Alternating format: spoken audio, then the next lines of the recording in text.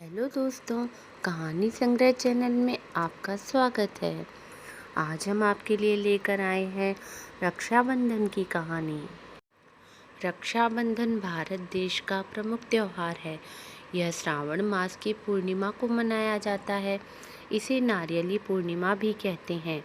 रक्षाबंधन के दिन भगवान शिव का पूजन पूर्ण होता है और इस दिन भारत के प्रसिद्ध तीर्थ अमरनाथ में एक दिन के लिए शिवलिंग का निर्माण होता है। इस दिन यात्री कठिन यात्रा करके भगवान शिव शंकर के दर्शन करते हैं। रक्षाबंधन अथवा राखी का त्योहार भाई बहन को स्नेह की डोर में बांधे रखता है।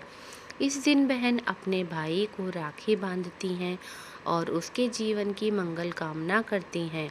भाई अपनी बहन को रक्षा का वचन देते हैं।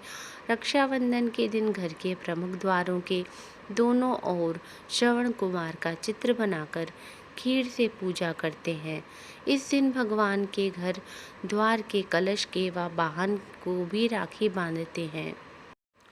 रक्षाबंधन के दिन भाई बहन प्रातःकाल स्नान करके भगवान की पूजा करते हैं। उसके बाद रोली, मूली, कुमकुम, चावल और दीपक रखकर थाल सजाते हैं। इससे थाल में राखियाँ, नारियल और मिठाई रखकर बहन अपने भाई के तिलक लगाकर राखी बांधती है। भाई अपनी बहन को रक्षा का वचन देता है और उपहार देता है। रक्षाबंधन के दिन बहन व्रत रखती है और रक्षाबंधन की कहानी सुनती है। हिंदू धर्म में रक्षाबंधन का विशेष महत्व माना गया है। तो आइए जानते हैं रक्षाबंधन की कहानी। जब भगवान वामन रूप में राजा बलि के पास आए, तब भगवान ने राजा बलि से 3 पग धरती मांगी थी। भगवान ने 2 ही पग में संपूर्ण पृथ्वी और आकाश को नाप लिया। तब राजा बलि समझ गए कि भगवान उनकी परीक्षा ले रहे हैं और उन्होंने तीसरा पग अपने सिर पर रखने को कहा। इसके बाद भगवान ने राजा बलि से कुछ मांगने को कहा। राजा बलि ने भगवान विष्णु से वरदान मांगा कि आप मेरे साथ पाताल लोक में 4 महीने तक पहरेदार बनकर रहेंगे। तब से भगवान विष्णु लक्ष्मी माता जी को स्वर्ग में छोड़कर वर्ष में 4 महीने राजा बलि के पहरा देने लगे। वह पहरेदार के रूप में रहने लगे। रक्षाबंधन के दिन श्री लक्ष्मी जी स्वर्ग से रिमझिम करती हुई राखी लेकर पधारी। लक्ष्मी जी ने राजा बलि को अपना भाई बनाकर राखी बांधी। साथ ही भतीजों और भाभी को भी राखी बांधी। जब रानी हीरे मोती का थाल लेकर आई तो श्री लक्ष्मी जी ने कहा कि भाभी, हीरे मोती तो घर में भी बहुत है। मैं तो यहाँ अपने पति को मुक्त करवाने आई हूँ। इस प्रकार श्री लक्ष्मी जी राजा बलि की बहन बनी और भगवान विष्णु को अपने साथ लेकर चली गईं। यह थी रक्षाबंधन की कहानी। हम यहाँ पर जानेंगे एक और प्राचीन और पौराणिक रक्षाबंधन की कहानी के बारे में। रक्षाबंधन की कहानी तो द्रौपदी और भगवान श्री कृष्ण का रक्षाबंधन। एक बार भगवान श्री कृष्ण के हाथ में चोट लग गई और हाथ से खून बहने लगा। जब द्रौपदी ने देखा तो उन्होंने तुरंत अपनी धोती से कपड़ा फाड़कर पट्टी कर दी।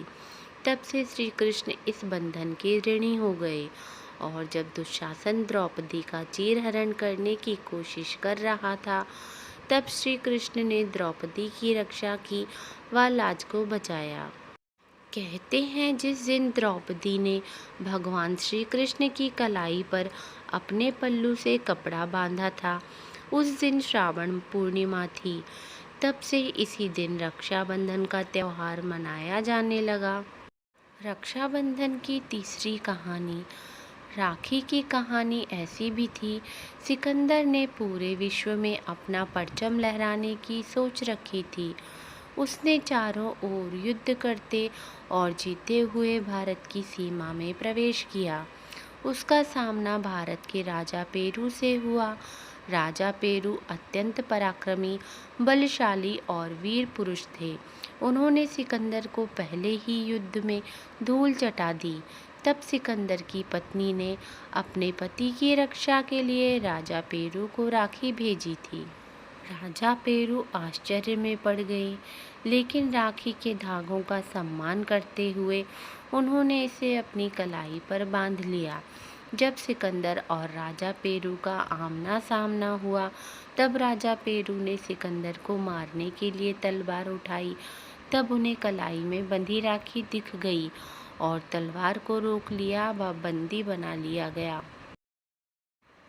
दूसरी ओर जब सिकंदर ने राजा पेरू की कलाई पर अपनी पत्नी द्वारा भेजी हुई राखी देखी, तो उन्होंने भी अपना बड़ा दिल दिखाते हुए राजा पेरू को मुक्त कर दिया और राज्य लौटा दिया। यह थी रक्षाबंधन की कहानी। हम आशा करते हैं कि आपको रक्षाबंधन की कहानी पसंद आई होगी। धन्यवाद।